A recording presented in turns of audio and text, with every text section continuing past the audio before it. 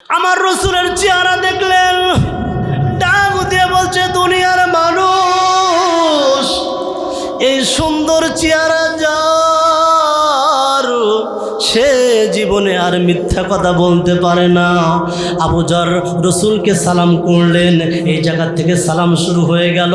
আসলে অনেক বড় ঘটনা, যদি বলতে চাই তাহলে আমি পারবো না। আবু যর এই জায়গা থেকে সালাম দিলেন। আমার রসুল ডাক দিয়ে বলছে, আবু যর, তুমি আমার কাছে কি প্রশ্ন করতে চাও? আবু যর ডাক দিয়ে বলছেন, নবীজি, আমি কোনো প্রশ্ন করতে চাই না, আমার হাতটা বাড়াইয়া দিলাম, আপনি আমাকে কালিমা পড়াইয়া আপনি আমাকে মুসলমান বানায়া দেন। জোরে বলেন না আল্লাহু আকবার। আল্লাহ রসুল সাল্লাল্লাহু আলাইহি ওয়াসাল্লাম আবু যরকে কালিমা পড়াইলেন। পড়ানোর পর আল্লাহ রসুল ডাক দিয়ে বলছে, ও আবু যর, তুমি যে কালিমা গ্রহণ করেছ, ইসলাম ধর্ম গ্রহণ করেছ, মুসলমান হয়েছ, এটা তুমি মক্কায় কারো কাছে প্রকাশ করো না, প্রচার করো না। যদি তুমি ইসলাম প্রসার করো তাহলে তোমার উপরে বিপদ আসবে, বালা আসবে, মুসিবত আসবে। আবু যর ডাক দিয়ে বলছে, ইয়া রাসূলুল্লাহ, মানুষ মিথ্যা ধর্ম বুক ফুলাইয়া মানুষের সামনে বলতে পারে, আর আমি আমার সত্য ধর্ম প্রকাশ করব, এটা আমি কেন গোপন রাখবো? আমি গোপন রাখতে পারবো না। ইয়া রাসূলুল্লাহ, আপনি আমাকে অনুমতি দেন, আমি প্রকাশ্য আমি মক্কায় কালিমা গ্রহণ করতে চাই। সব রেখো না মনেতে ভয়, বান্দা খোদার, দূর হয়ে যাবে বাধা সব,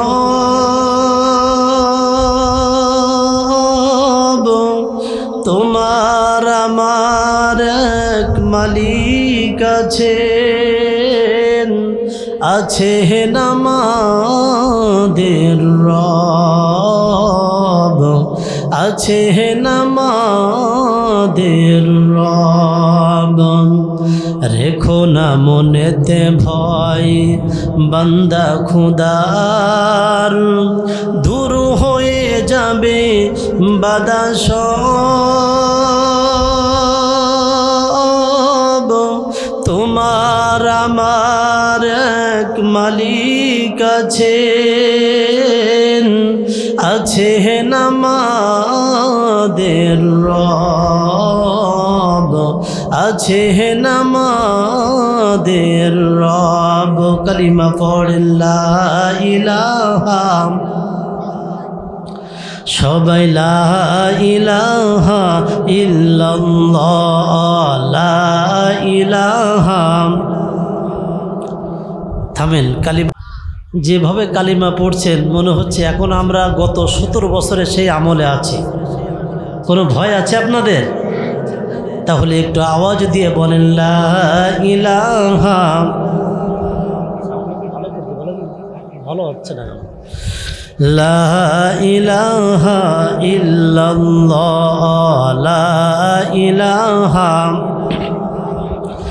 ভাইজান বহু দূরে মাদিনা, ঠিক কিনা? ভাইজান বহু দূরে মাদিনা, আমরা জাহানি না। দয়াল আল্লাহ দয়া করো, বলেন না দয়াল আল্লাহ।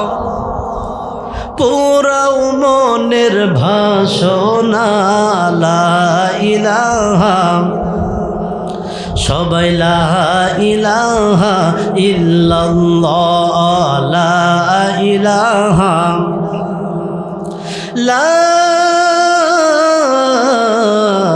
ইলাহা ইল্লাল্লাহু মুহাম্মাদুর রাসূলুল্লাহ সাল্লাল্লাহু আলাইহি ওয়াসাল্লাম। আলহামদুলিল্লাহ।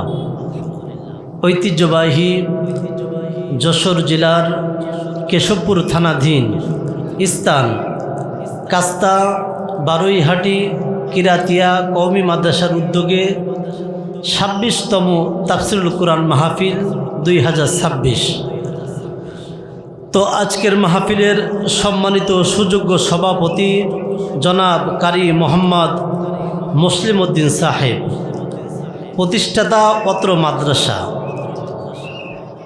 আমরা শুনেছি হুজুর অসুস্থ, দোয়া করছি বারাকাল্লাহু ফি হায়াতি, এই জন্য চিৎকার করে বলেন আমিন।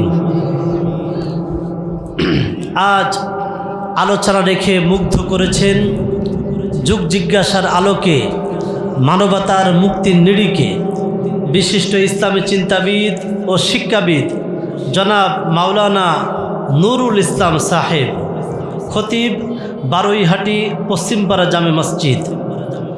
তো হুজুর খুব চমৎকার আলোচনা করেছে। দোয়া করছি আল্লাহ তাআলা প্রিয় হুজুরকে ইসলামের জন্য, কোরআনের জন্য, দ্বীনের জন্য আল্লাহ তাআলা কবুল করেন, এই জন্য চিৎকার করে বলেন আমিন। প্রিয় ভাইরা, আরও আলোচনা রেখে মুগ্ধ করেছেন অন্যান্য উলামায়ে কেরাম। সামনে উপস্থিত আছেন দূর দূরান্ত থেকে কোরআন প্রেমিক, হাদিস প্রেমিক, আল্লাহ প্রেমিক, আল্লাহ রসুল প্রেমিক ভাই ও বাবাজিরা, পর্দার আড়ালে সর্বগুণী গুণান্বিতা আমার মা ও বোনেরা, সবাইকে জানাই আমার হৃদয়ের সকল ভালোবাসা উজাড় করে দিয়ে সুন্নাত তরিকায় সালাম। আসসালামু আলাইকুম ওয়া রাহমাতুল্লাহ। সম্মানিত ভাইরা, আমি কুরআনুল কারীম থেকে সূরা আলী ইমরান 31 নম্বর আয়াত, একটি আয়াত তেলাওয়াত করেছি। পাশাপাশি বুখারী ও মুসলিম শরীফের একটি হাদিস তেলাওয়াত করেছি। আপনারা আমার জন্য দোয়া করুন যাতে করে এই আয়াতের আলোকে এবং এই হাদিসের আলোকে আপনাদের সামনে কিছু কথা বলতে পারি, এই জন্য চিৎকার করে বলেন আমিন। প্রিয় ভাইরা, আলোচনার পূর্বে দুই একটি কথা বলেই আমি আমার মূল আলোচনা শুরু করতে চাই, যদি আপনাদের অনুমতি পাই। সম্মানিত ভাইরা, বলেন তো আজ এই মাহফিল কিসের মাহফিল? সবাই বলেন না কিসের মাহফিল? এই কোরআনটা কার? সবাই বলেন না কার? এই কোরআনের কথা শুনতে গেলে, বুঝতে গেলে, জানতে গেলে আপনাদের কি কষ্ট হবে? আরও জোরে বলেন। যারা ইমানদার, যারা মুমিন, যারা মুসলিম, প্রকৃত অর্থে যারা আল্লাহ তাআলাকে ভয় পায়, তারা এই কোরআন শরীফ শুনলে তৃপ্তি পায়, আনন্দ পায়, মজা পায়। আর যারা এই কোরআন শরীফ শুনলে অসন্তুষ্ট হয়, বুঝতে হবে ইমানের সমস্যা। আমাকে ভুল বুঝবেন না, টুপি থাকলে, দাড়ি থাকলে, লম্বা পাঞ্জাবি গায়ে থাকলে ইমানদার হওয়া। দেখেন, এই কোরআন শরীফ শুনেছিল হযরতে আবু বকর, ওমর, ওসমান, আলী, তাদের কিন্তু ঈমান বেড়ে গিয়েছিল। আবার একই কোরআন শরীফ শুনেছিল আবু জেহেল, আবু লাহাব, উতবা, সাইবা, ওলীদ ইবনে মুগীরা। বলেন তো এদের ঈমান বাড়ছিল না শয়তানি বাড়ছিল? তাহলে এই কোরআন শরীফ শুনে অনেকেই আছে, কোরআন শরীফ শুনে তার ঈমান বেড়ে যাবে। আবার অনেকেই আছে এই কোরআন শরীফ শুনে তার গোলামি, শয়তানিটাও বেড়ে যাবে। তা দিয়ে একটা কথা আয়নার মতো মনে রাখবেন, আজ এই তেলাওয়াতকৃত আয়াতটা, আজ এই তাফসিরটা যদি কোনো মানুষ মনে করে আমার বিপক্ষে চলে যাচ্ছে, আজ এই তেলাওয়াতকৃত আয়াতটা, আজ এই তাফসিরটা যদি কোনো মানুষ মনে করে আমার দলের বিপক্ষে চলে যাচ্ছে, আজ এই তেলাওয়াতকৃত আয়াতটা, আজ এই তাফসিরটা যদি কোনো মানুষ মনে করে আমার নেতা নেত্রীর বিপক্ষে চলে যাচ্ছে, আমি মনে করি কোরআন যে মানুষের বিপক্ষে চলে যায়, যে দলের বিপক্ষে চলে যায়, যে সংগঠনের বিপক্ষে চলে যায়, যে নেতা নেত্রীর বিপক্ষে চলে যায়, সেই মানুষ, সেই দল, সেই নেতা, সেই নেত্রী কখনো ভালো হতে পারে না। কাজেই সকল সৃষ্টির শ্রেষ্ঠ সৃষ্টি হিসাবে কোরআন যে মানুষের বিপক্ষে চলে যায়, সেই মানুষের পক্ষেও আমরা থাকবো না। কথা বলেন ঠিক কিনা? কোরআন আছে যেখানে, কোরআন নাই যেখানে, তাই তুমি যে চেটাই হও না কেন, কারণ কোরআন যে মানুষের বিপক্ষে চলে যায়, সেই মানুষটা কখনো ভালো হতে পারে? সম্মানিত ভাইরা, আমি আলোচনার পূর্বে অল্প একটু কথা বলেই আমি আমার মূল আলোচনার ভিতরে ঢুকতে চাই। তবে আমি দেখতে পাচ্ছি সামনের দিকে একটু আগান, তাহলে আমার পিছনে ভাইরা এসে বসতে পারবে। এই জন্য প্রিয় ভাই একটু আগান তো, আর একটু জিকির দেন লা ইলাহা। ভাই আগান, ছোট ভাই আগান আগান, সামনের দিকে আগান। সবাই লা ইলাহা ইল্লাল্লাহ, লা ইলাহা। মুরব্বী একটু আগান না, আল্লাহ রহম করবে ইনশাআল্লাহ। আগান, এই যে মাঝখানে ফাঁকা কেন ভাই? এইদিকে ফলো করুন ভাই, একটু আগান, আল্লাহ রহম করবে ইনশাল্লাহ। ভাই যেহেতু পিছনে মানুষজন আসবে, তাদের বসার সুযোগ করে দেন। আরে মানুষ আসবে, একটু অপেক্ষা করেন না, মানুষ আসবে ইনশাল্লাহ। ভাই ভাই আপনারা বসে বাদাম খাচ্ছেন, একটু আগান সামনের দিকে, কথা শোনেন নাকি?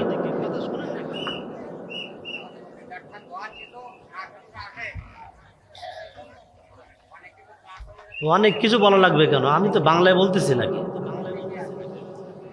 তাহলে তো ওই বলতে বলতে আমার আর রস করা লাগবে না।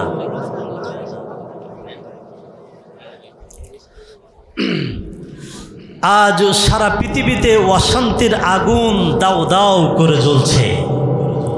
সম্মানিত ভাইরা দেখেন, সারা পৃথিবীতে আজ অশান্তির আগুন দাউ দাউ করে জ্বলছে। টেন্ডারবাজি, চাঁদাবাজি, সন্ত্রাস, নৈরাজ্য, মারামারি, হানাহানি, কাটাকাটি, খুন খারামি, জিনা, ব্যভিচার, ধর্ষণ এত গুরুতর আকারে ধারণ করেছে।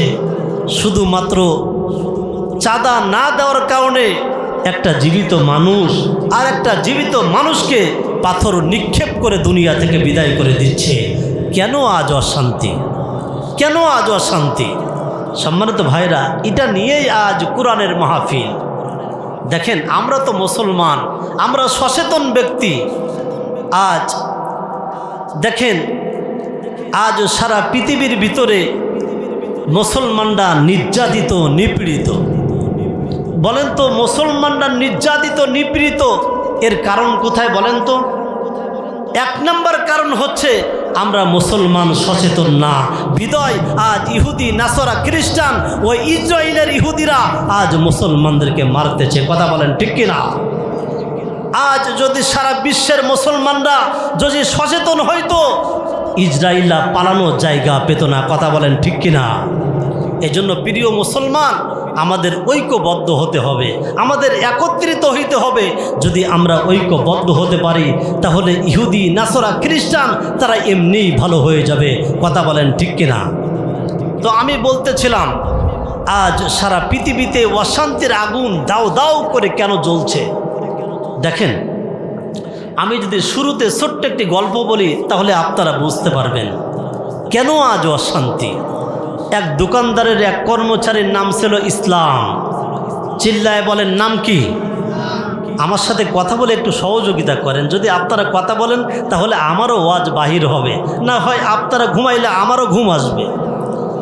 এক দোকানদারের এক কর্মচারীর নাম ছিল ইসলাম। চিল্লায় বলেন, নাম কি? এই দোকানদারের রূপসী সুন্দরী একটা মেয়ে ছিল, নাম তার শান্তি। চিল্লায় বলেন, নাম কি? ইসলাম যেখানে শান্তি। এই দোকানদারের বুঝতে বাকি রইল না, দোকানদারের কর্মচারী ইসলাম আমার মেয়ের সাথে প্রেম করে, ভালোবাসা করে, মুহাব্বত করে। দোকানদার ইসলামকে ডাকলো, ডেকে রশি দিয়ে বাঁধে আর গিরিতে গিরিতে পিটায়।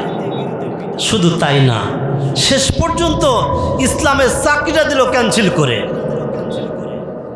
ইসলাম মনে মনে কয়, এই ডিজিটাল যুগে শুধুমাত্র প্রেম করার অপরাধে আমার চাকরিটা দিলে ক্যান্সেল করে, দ্বারা 2 দিনের ভিতরে আমি তোর শান্তিকে ঘর ছাড়া করব।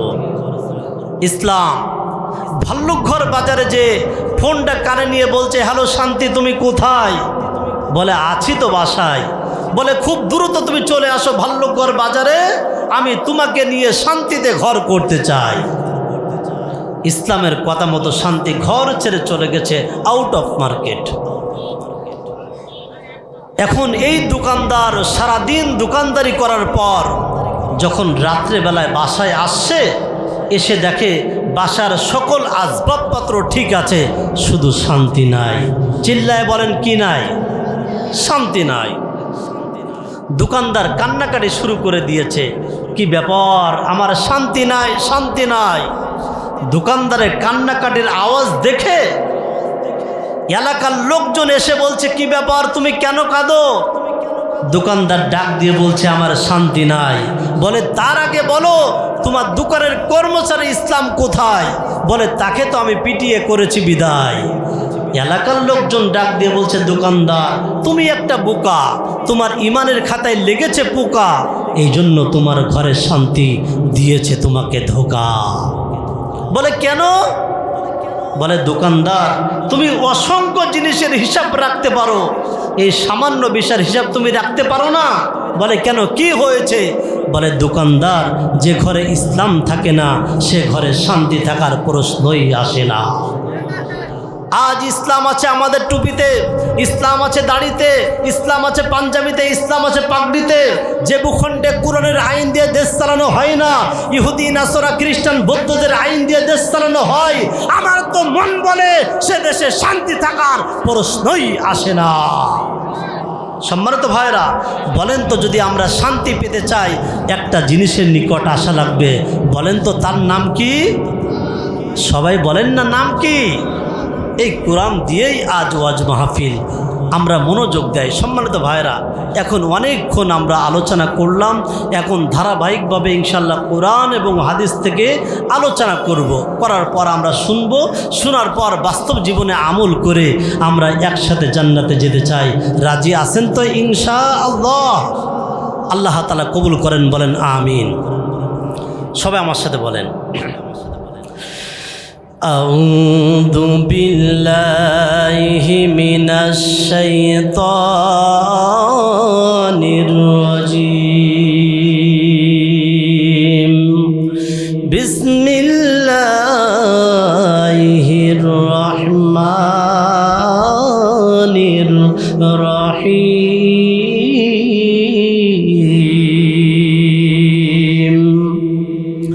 কুল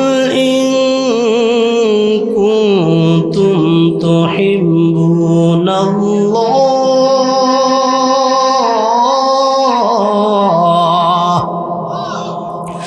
فاتبعوني يحببكم الله ويغفر لكم ذنوبكم والله غفور رحيم।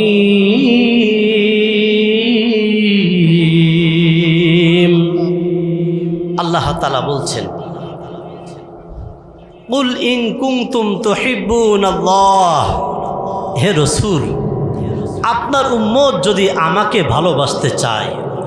সম্মানিত ভাইরা, আমরা একজনকে ভালোবাসতে চাই, বলেন তো তার নাম কি? সবাই বলেন না, নাম কি? আল্লাহ তাআলা বলছে, হে রাসূল আপনার উম্মত যদি আমাকে ভালোবাসতে চায় তাহলে তারা যেন ফাত্তাবিউনি, আপনাকে অনুসরণ করে, আপনাকে অনুকরণ করে, আপনাকে ভালোবাসে। হে রাসূল আপনার উম্মত যদি আপনাকে অনুসরণ করতে পারে, অনুকরণ করতে পারে, ভালোবাসতে পারে, আমি আল্লাহ তাআলা আপনার উম্মত দিগকে দুইটা জিনিস দিব। চিৎকার করে বলেন, কয়টা? সবাই বলেন না, কয়টা? দুইটা জিনিস আল্লাহ তাআলা দিবেন। এক নাম্বার হচ্ছে, যদি আমরা রসুলকে অনুসরণ করতে পারি, অনুকরণ করতে পারি, আল্লাহ তাআলা এক নাম্বার যে জিনিসটা আমাদেরকে দিবেন, আল্লাহ তাআলা আমাদের জীবনের সমস্ত গুনাহগুলো মাফ করে দিবেন। আরো জোরে বলেন না সুবহানাল্লাহ। দুই নাম্বার হচ্ছে, আল্লাহ তাআলা ডাক দিয়া কয়, নবীজি আপনার উম্মত যদি আপনাকে অনুসরণ করতে পারে, অনুকরণ করতে পারে, আমি দুই নাম্বার যে জিনিসটা দিব, আমি আল্লাহ তাআলা আপনার উম্মত দিগকে আমি নিজেই ভালোবাসবো।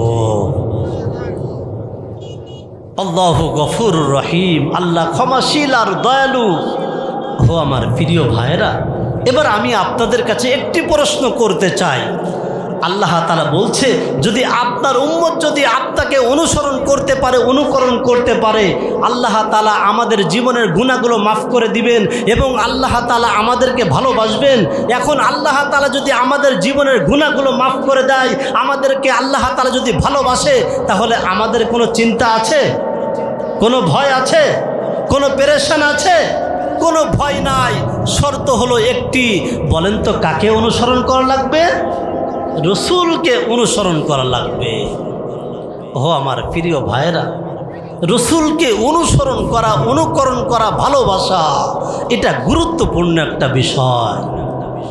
দেখেন, আজ যুবকরা তো রসুলকে অনুসরণ করে না, অনুকরণ করে না, ভালোবাসে না। আজ যুবকরা অনুসরণ করে, অনুকরণ করে নায়ক শাকিব খানকে। কথা বলেন। আজ যুবকরা অনুসরণ করে, অনুকরণ করে মেসিকে।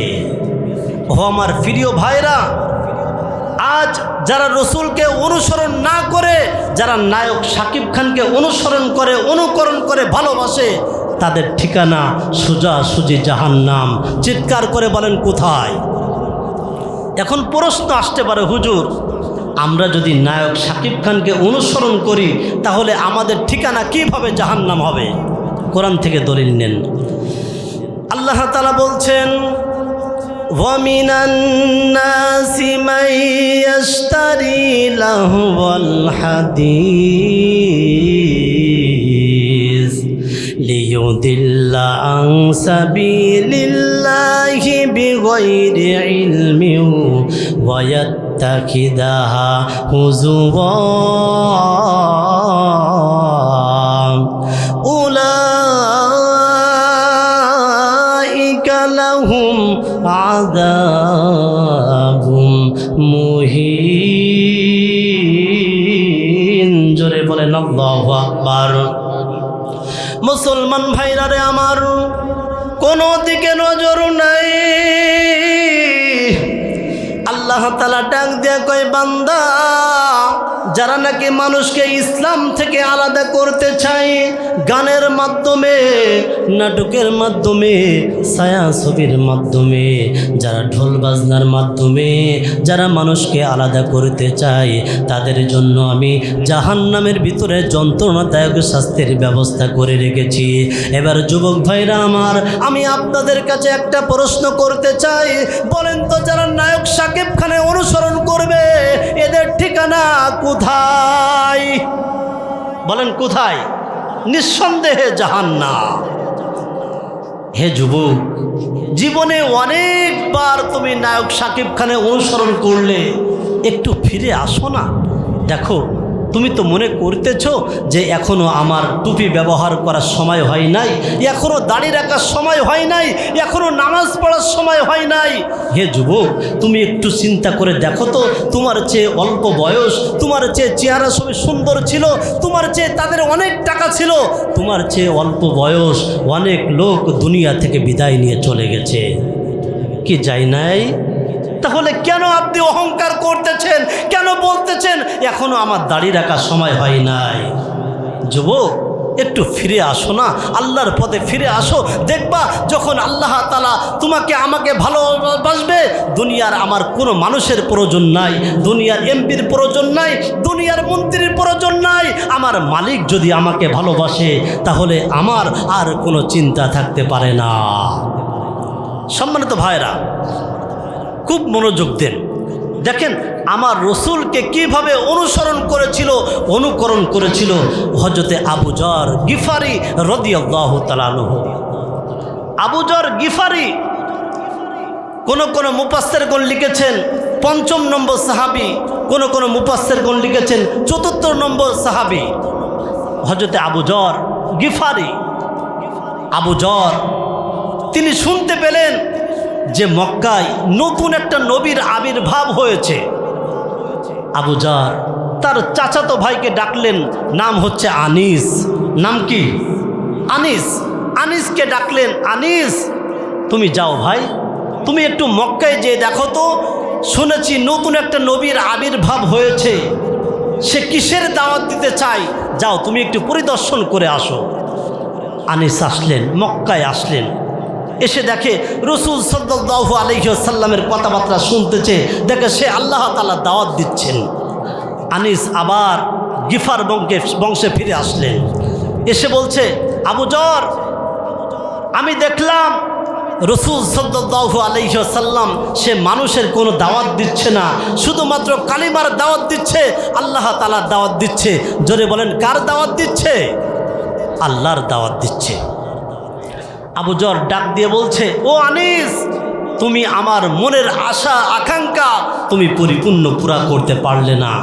আবু যর বললেন, ও আনিস, আমি তো মক্কায় যেতে চাই, তুমি কিছুদিন কি আমার ফ্যামিলির দায়িত্ব নিতে পারবে? আনিস বলল, ও আবু যর, তুমি চিন্তা করো না, আমি তোমার ফ্যামিলির দায়িত্ব নিলাম। চিৎকার করে বলেন আল্লাহু আকবার। এবার আবু যর গিফারি রাদিয়াল্লাহু তাআলা আনহু চললেন মক্কায়, কিছু খাবার নিলেন, কিছু পানি নিলেন, অল্প খাবার অল্প পানি নিয়ে মক্কায় আসলেন। এসে মসজিদুল হারামে বসে আছেন। সকাল পার হয়ে যায়, দুপুর পার হয়ে যায়, সন্ধ্যা পার হয়ে যায়। সকলেই দেখতেছে ভীমদেশী একটা লোক এসে বসে আছে মসজিদুল হারামে।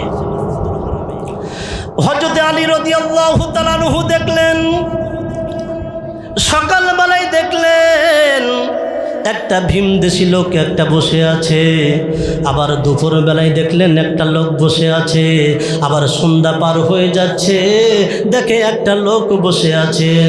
হযরত আলী ডাক দিয়ে বলছেন, আবু যর, আমার বাড়িতে তোমাকে মেহমান হিসেবে দেখতে চাই, তুমি কি দাওয়াত গ্রহণ করবা?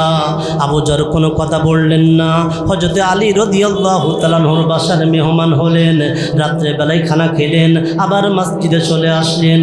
আবার দ্বিতীয় দিন সকালবেলায় বসে আছে, আবার দুপুর পার হয়ে যায়, আবার সন্ধ্যা পার হয়ে যাচ্ছে। হযরত আলী ডাক দিয়ে বলছে, আবু যর,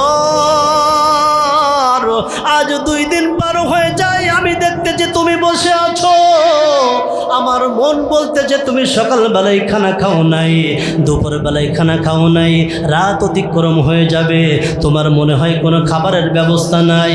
ও আবু যর, তুমি আমার বাসার মেহমান হয়ে যাও। আবু যর চললেন আলীর বাসায়। আবার তৃতীয় দিন, আবার যখন সকালবেলা পার হয়ে যায়, দুপুর বেলায় পার হয়ে যায়, আবার যখন সন্ধ্যা পার হয়ে যাচ্ছে, আলী ডাক দিয়ে বলছে, আবু যর, আজ একটা দিন পার হয়ে যায়, 2টা দিন পার হয়ে যায়, 3টা দিন পার হয়ে যায়, আমার মনে হয় তুমি আর কোনো খাবার খাও নাই, তুমি আজও আমার বাসার মেহমান হয়ে যাও। আবু যর চললেন আলীর বাসায়, রাত্রে বেলায় খানা খেলেন, খানা খাওয়ার পর ডাক দিয়ে বলছে, আবু যর, আজ 3টা দিন পার হয়ে যায়, আমি তোমার সাথে বেশি কথাবার্তা বলতে পারি নাই, আমি আজ জিজ্ঞাসা করতে চাই তুমি কি জন্য এই মক্কায় এসেছো? আবু যর ডাক দিয়ে বলছেন, ও আলী, আমি বলতে পারি যদি তুমি আমার কথাটা গোপন রাখো, কারণ মক্কায় এখন কালিমা বারবার প্রকাশ্য বলতে পারে না। মক্কায় 144 দ্বারা মামলা হয়েছে, কেউ কালিমা পড়তে পারবে না, কেউ নবীর কথা বলতে পারবে না। হযরত আলী রাদিয়াল্লাহু তাআলা আনহু ডাক দিয়ে বলছে, আবু যর, তুমি আমার সাথে বলতে পারো, আমি তোমার কথাটা গোপন রাখবো। তখন আবু যর ডাক দিয়ে বলছে, আলী, আমি গিফার থেকে আসছি, আমি শুনেছি মক্কায় একজন নবী এসেছে, আমি তার সাথে সাক্ষাৎ করতে চাই। হযরত আলী ডাক দিয়ে বলছে, আবু যর, তুমি তার সাথে যে সাক্ষাৎ করতে চাও, যে সত্য নবী, এর ভিতরে কোনো সন্দেহ নাই, আমিও তো তার হাতে হাত রেখে আমি কালিমা গ্রহণ করেছি। চিৎকার করে বলেন না আল্লাহু আকবার। হযরত আবু যর এবার ডাক দিয়ে বলছে, আলী, আমি আর দেরি করতে চাই না, আমি যেতে চাই আমার রসুলের দরবারে।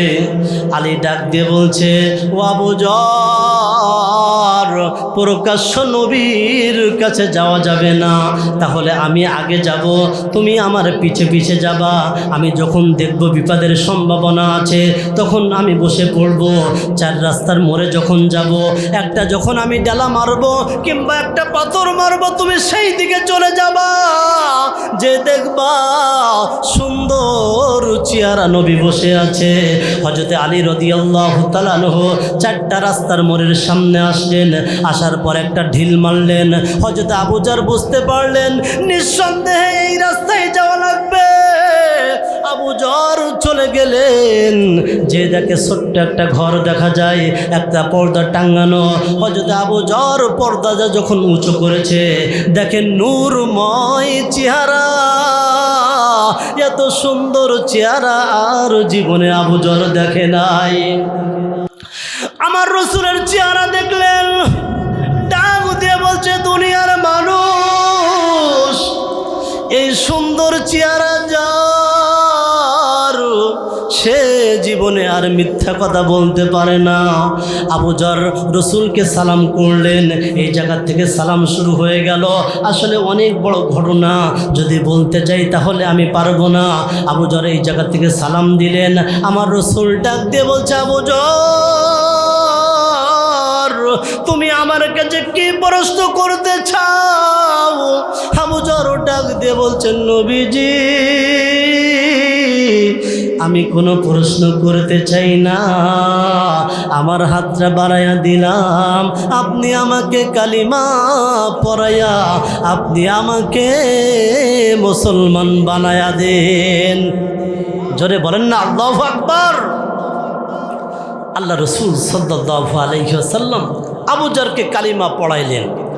পড়ানোর পর আল্লাহ রাসূল ডাক দিয়ে বলছে, ও আবু যর, তুমি যে কালিমা গ্রহণ করেছ, ইসলাম ধর্ম গ্রহণ করেছ, মুসলমান হয়েছ, এটা তুমি মক্কায় কারো কাছে প্রকাশ করো না, প্রচার করো না। যদি তুমি ইসলাম প্রসার করো, তাহলে তোমার উপরে বিপদ আসবে, বালা আসবে, মুসিবত আসবে। আবু যর ডাক দিয়ে বলছে, ইয়া রাসূলুল্লাহ, মানুষ মিথ্যা ধর্ম বুক ফুলাইয়া মানুষের সামনে বলতে পারে, আর আমি আমার সত্য ধর্ম প্রকাশ করব, এটা আমি কেন গোপন রাখবো? আমি গোপন রাখতে পারবো না।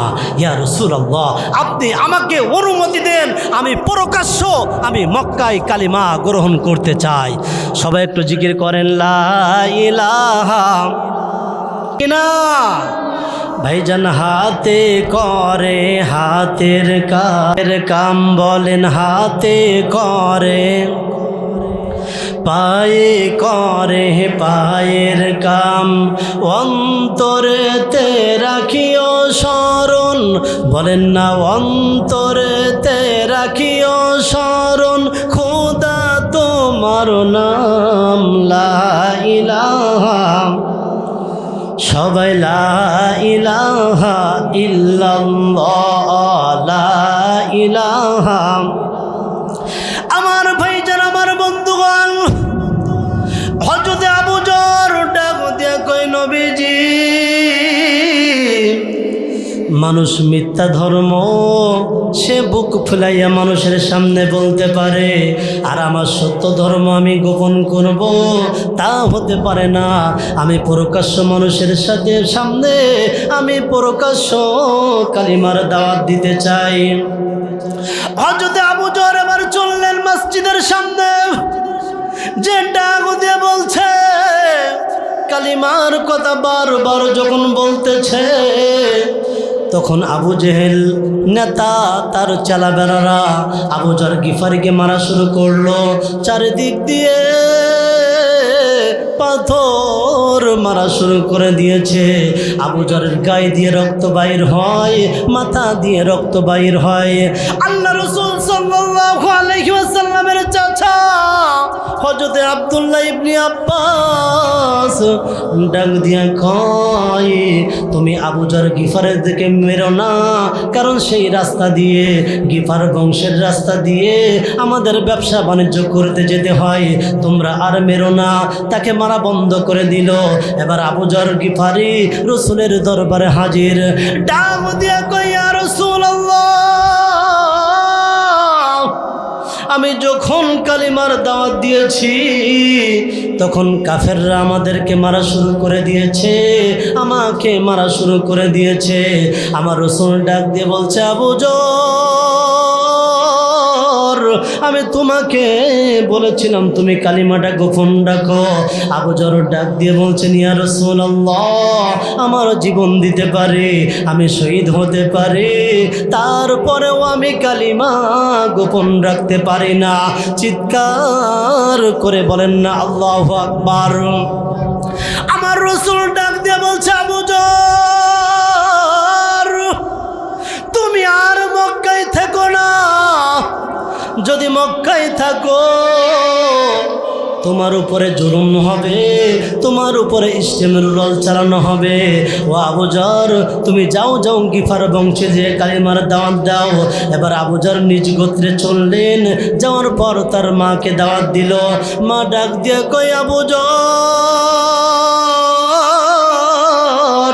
তুমি তো মুসলমান ধর্ম গ্রহণ করেছ, আমি তোমার মা হয়ে বলছি আমি আর দেরি করব না, আমিও তোমার সাথে কালিমা গ্রহণ করলাম। চিৎকার করে বলেন না আল্লাহু আকবার। এবার আবু যর ডাক দিয়ে বলছে, চাচা তো ভাইকে আনিসকে ডাক দিয়ে বলছে, আনিস, আমি মক্কায় যে আমি রাসূলের হাতে কালিমা গ্রহণ করেছি, আমার মাও কালিমা গ্রহণ করেছে, তুমি কি কালিমা গ্রহণ করবা? আনিস ডাক দিয়ে বলছে, ভাই, তুমি যেহেতু কালিমা গ্রহণ করেছ, তোমার মাও কালিমা গ্রহণ করেছে, আমি আর দেরি করতে চাই না। ও আবু যর, আমিও কালিমা পড়ে আমি মুসলমান ধর্ম গ্রহণ করলাম। এইভাবে গিফার গোত্রের লোক, কিছু লোক ইসলাম ধর্ম গ্রহণ করলো, আর কিছু লোক ডাক দিয়ে বলছে, আবু যর, যেহেতু আল্লাহর রাসূল মক্কায় আছে, আমরা এখন ইসলাম ধর্ম গ্রহণ করব না। যখন আল্লাহর রাসূল মদিনায় আছে তখন আমরা ইসলাম ধর্ম গ্রহণ করব। এইভাবে কিছুদিন পার হয়ে যায়। আমার আল্লাহ তাআলা ডাক দিয়ে বলছে, জিবরাইল, আর করো না দেরি, আমার রাসূলের কাছে যাও তাড়াতাড়ি। আমার রাসূল আর বেশি দিন মক্কায় থাকতে পারবে না, খুব দ্রুত মদিনায় হিজরত করা লাগবে। এই যুবক ভাই আমার, দেখেন না, আমি আলোচনা করতেছিলাম ফাত্তাবিউনি, রাসূলকে কিভাবে অনুসরণ করতে হয়, রাসূলকে কিভাবে ভালোবাসতে হয়। আমার রাসূল ডাক দিয়ে বলছে, আবু বকর, আমার মন বলে আর আমি মক্কায় থাকতে পারবো না, কিছুদিন পর হয়তো মদিনায় হিজরত করা লাগবে, আমি হয়তো তোমাকে সঙ্গে নিয়ে আমি মদিনায় যেতে পারি। এ যুবক ভাই আমার, মুরব্বী বাবারা, দেখেন না, আবু যর আল্লাহ রাসূলের হাতে কালিমা গ্রহণ করলেন। এদিকে আমার রাসূল ডাক দিয়ে বলছে, আবু বকর, তুমি আমার সাথে মদিনায় হিজরত করবা। কখন যাবে এ কথা বলেন নাই। আবু বকর সারাদিন রাসূলের সাথে সময় পার করে, যখন রাত হয়ে যায় যার যার মতো বাসায় যায়, আবু বকর বাসায় যায়, কিন্তু আবু বকর বিছানার সাথে ঘুমায় না। আবু বকর দরজার সাথে হেলান দিয়া সারা রাত দাঁড়াইয়া থাকেন। এইভাবে 1 মাস না 2 মাস না, সর্বমোট 6 মাস পার হয়ে যায়। তখন আল্লাহ তাআলা ডাক দিয়া কয়, নবীজি, আপনি আর মক্কায় থাকতে পারবেন না, আপনাকে মদিনায় হিজরত করা লাগবে। এরপর আমার রাসূল চললেন আবু বকরের বাসায়, যে ডাক দিয়ে বলছে, আবু বকর, আবু বকর ডাক দিয়ে বলছে, লাব্বাইক, আমি হাজির। এ যুবক ভাই আমার, দেখেন না, আল্লাহর রাসূল বলেছে, আবু বকর, হয়তো আমার সঙ্গে তোমাকে সফরে নিয়ে যেতে পারি, তুমি আমার সাথে থাকতে পারো। এ কথা বলেছেন, নির্দিষ্ট করেন নাই। কিন্তু আবু বকর 6 মাস হলো বিছানার সাথে ঘুমাই না। আল্লাহ রসুল মক্কায় থেকে যখন মদিনায় চলে যাচ্ছে, মনে অনেক কষ্ট, অনেক ব্যথা নিয়ে মদিনায় চললেন। হাজারো ব্যথা বেদনার পরে ফিরে আসনি তুমি আপন ঘরে, দিনের আলো তুমি ছড়িয়ে দিতে চলে গেলে মদিনায় মক্কা ছেড়ে। হে রাসূল তোমাকে ভুলি আমি কেমন করে, হে রাসূল তোমাকে ভুলি আমি কেমন করে। হীরার গুহায় তোমারই ধ্যান, আসমান থেকে নামে আল কোরআন, ভাঙলো সবার ভুল তোমারই পরে, আসলো কোরআনের ছায়া তলে। হীরার গুহায় তোমারই ধ্যান, আসমান থেকে নামে আল কোরআন, ভাঙলো সবার ভুল তোমারই পরে, আসলো কোরআনের ছায়া তলে। আবু বকর আমার রসুলের হাতে কালিমা গ্রহণ করেছে, চিৎকার করে বলেন না আল্লাহু আকবার। আমার ভাইজান, আমার বন্ধুগণ, কোনো দিকে নজর নাই। আমার রসুলের সাথে এবার আবু বকর মক্কা থেকে মদিনায় চললেন। ভাইজান, আমার সময় সংক্ষিপ্ত। মদিনায় যখন চললেন, এইভাবে 1 বছর পার হয়ে যায়, 2 বছর পার হয়ে যায়, 3 বছর পার হয়ে যায়। আমার রসুল ডাক দিয়ে বলছে, ও আমার সাহাবীরা রে, এটা মনে হয় আমার জীবনের শেষ যুদ্ধ। আচ্ছা বলেন তো, আল্লাহ রসুলের শেষ যুদ্ধ, জীবনের শেষ যুদ্ধের নাম কি ছিল জানেন আপনারা? তাবুক যুদ্ধ। বলেন কি যুদ্ধ? আল্লাহ রসুল ডাক দিয়ে বলছেন, এ আমার ভাই কোনো দিকে নজর করবেন না, যেহেতু সময় সংক্ষিপ্ত। আমার রসুল ডাক দিয়ে বলছে, আমার সাহাবীরা রে, আমার জীবনের শেষ যুদ্ধ।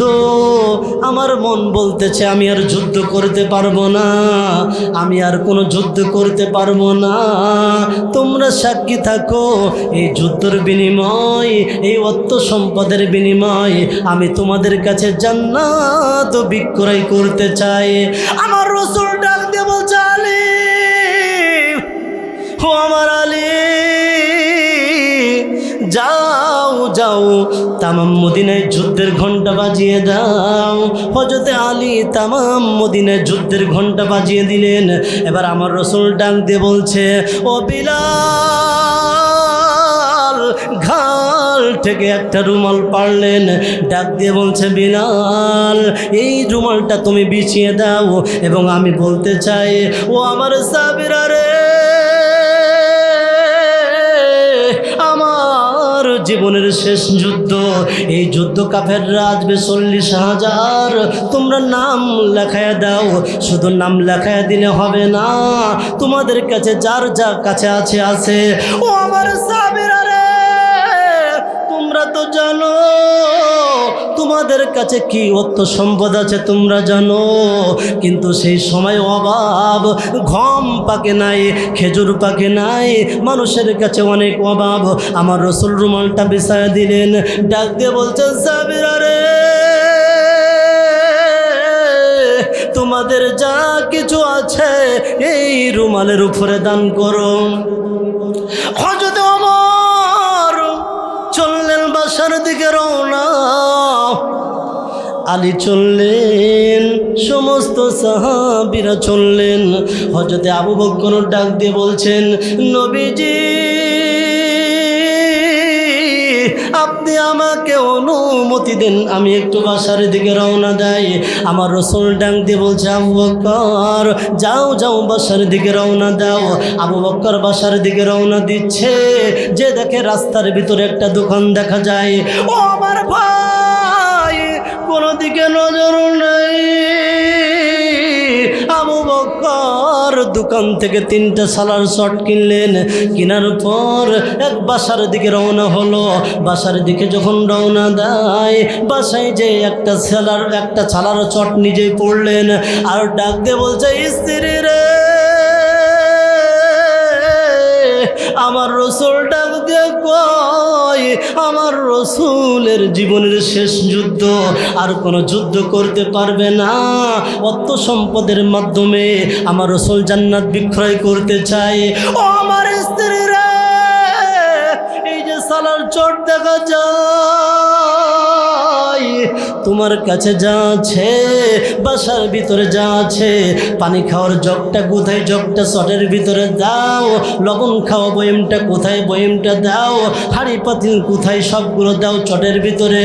আবু বকরের স্ত্রী সকল কিছু দেয়, ছোট্ট একটা পুটলা নিয়ে আমার রসুলের সামনে হাজির।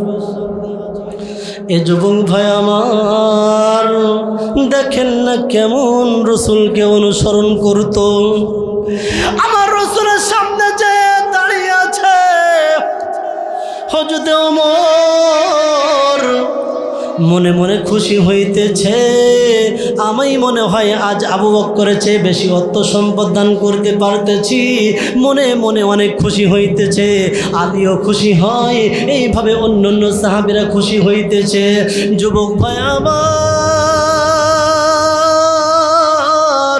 আমার রসুল আবু বকরের দিকে তাকায়া আছে। শুধু আবু বকরের দিকে তাকাই না, একবার আবু বকরের দিকে তাকাই, একবার তার গায়ে দেখা যায় চট, ওই চটের দিকে তাকাই, একবার আল্লাহর দিকে তাকাই। আমার রসুল ডাক দিয়ে বলছে, আবু বকর, কি ব্যাপার, তোমার গায়ে চট দেখা যায়, কেন চট পড়েছে একটু জানতে চাই। প্রিয় ভাই, দেখেন আমাদের রাস্তার উপরে অনেক ভাই দাঁড়িয়ে আছে। প্রিয় যুবক ভাই, ভিতরে আসলে অনেক ভালো হয়। দেখেন জায়গা আছে ইনশাল্লাহ। প্রিয় ভাই, বেশি যেহেতু কথা বলার সময় নাই, ভাই একটু আসেন না, আল্লাহ রহম করবে ইনশাল্লাহ। মাঝখানে জায়গা আছে ভাই। প্রিয় ভাই, একটু যারা পিছনে আসেন একটু মাঝখানের দিকে একটু আগান। লা ইলাহা ইল্লাল্লাহ, লা ইলাহা। ভাই একটু আগান না, এই মাঝখানে ফাঁকা জায়গাটা পুরা করেন ভাই, মাঝখানে ফাঁকা জায়গা আছে, একটু পুরা করেন। আমার ভাইজান, আমার বন্ধুগণ, আমার রসুল এবার আবু বকরের দিকে তাকায়, আবু বকরকে ডাক দিয়ে বলছেন, আবু বকর, কেন তোমার গায়ে সালার চট, আমি একটু জানতে চাই। আবু বকর ডাক দিয়ে বলছেন, ইয়া রাসূলুল্লাহ, আপনি বলেছেন এই জীবনের আপনার শেষ যুদ্ধ, আপনি আর যুদ্ধে যেতে পারবেন না, এবং আপনি অর্থ সম্পদের মাধ্যমে আপনি জান্নাত বিক্রয় করতে চেয়েছেন।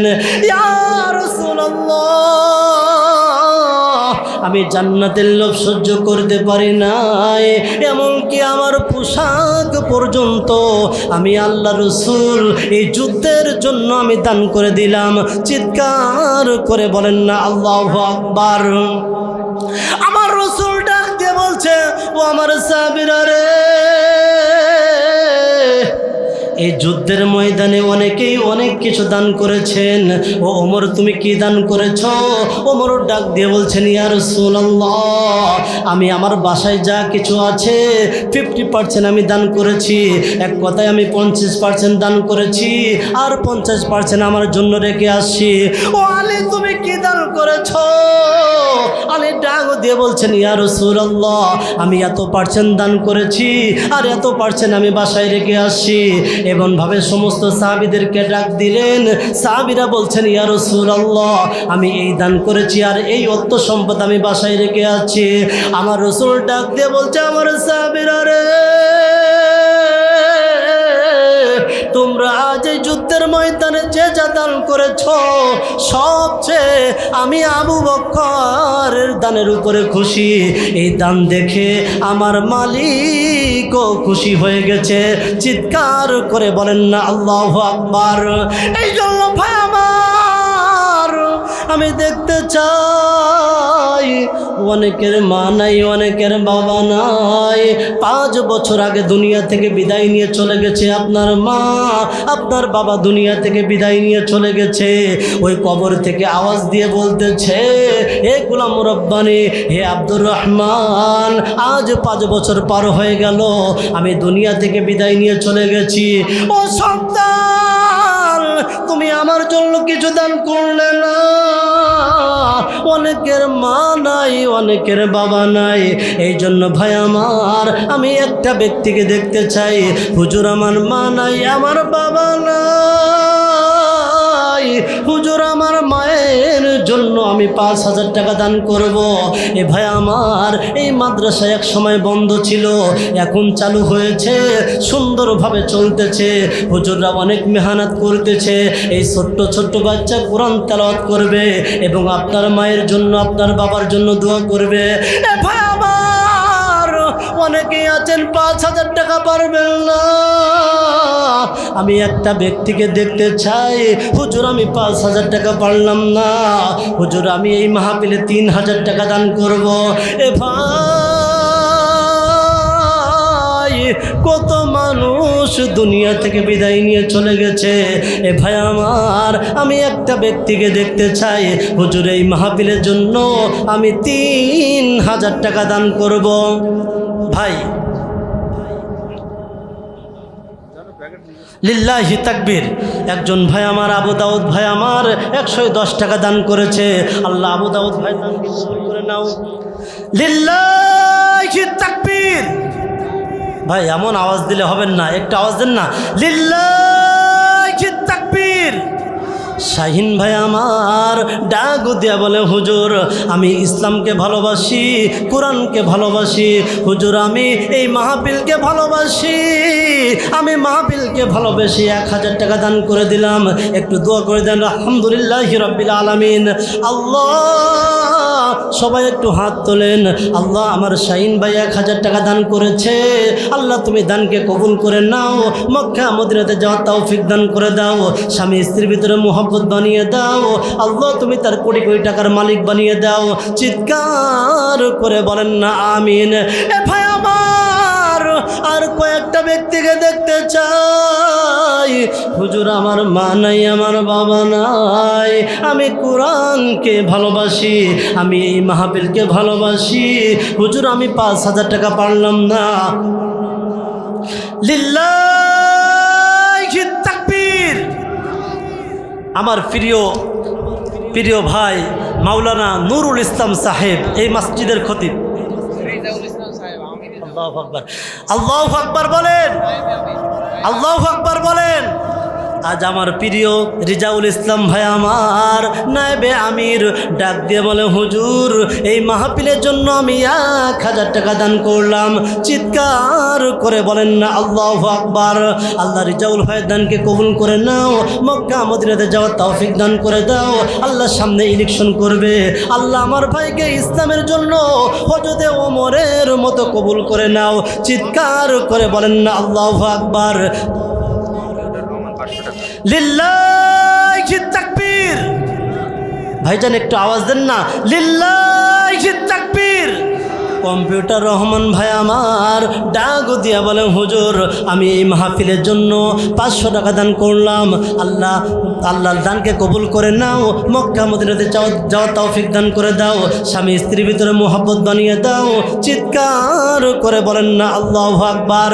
এ ভাই আমার, লিল্লাহি তাকবীর।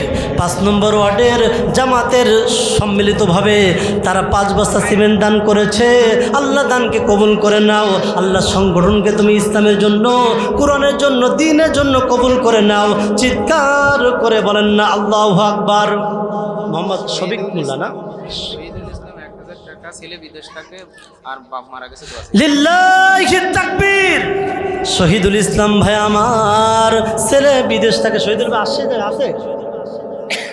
শহীদুল ভাই ছেলে বিদেশ থাকে, ইনশাল্লাহ আল্লাহ দিবে। চোখে তো পানি, দেখেন চোখে পানি, আল্লাহকে কত ভালোবাসে, দেখেন চোখে পানি।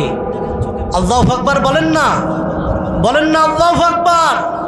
এ ভাই, আপনি মনে করেছেন নামাজ পড়ে জান্নাতে যাবেন? না, আপনি জান্নাতে যেতে পারবেন না। শুধু রোজা রেখে জান্নাতে যাবেন না। রসুলের মোহাব্বত, রসুলের ভালোবাসা, এই যে কোরআন হাদিসের কথা শুনে যদি একটু চোখে পানি আসে, আল্লাহ তাআলা এর বিনিময়ে মাফ করে দিতে পারেন। জি শহীদুল ইসলাম ভাই 1000 টাকা দিচ্ছেন, আর 1000 টাকা দিবেন পরবর্তীতে। আল্লাহু আকবার বলেন, বলেন না আল্লাহু আকবার। একটু ভাইয়ের জন্য দোয়া করে দিই। আলহামদুলিল্লাহি রাব্বিল আলামিন।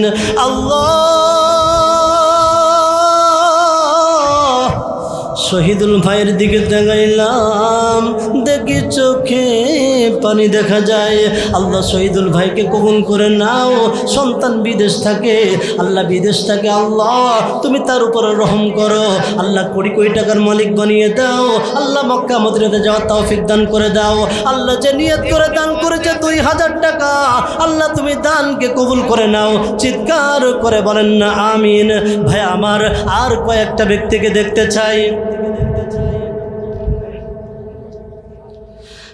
লিল্লাহি তাকবীর।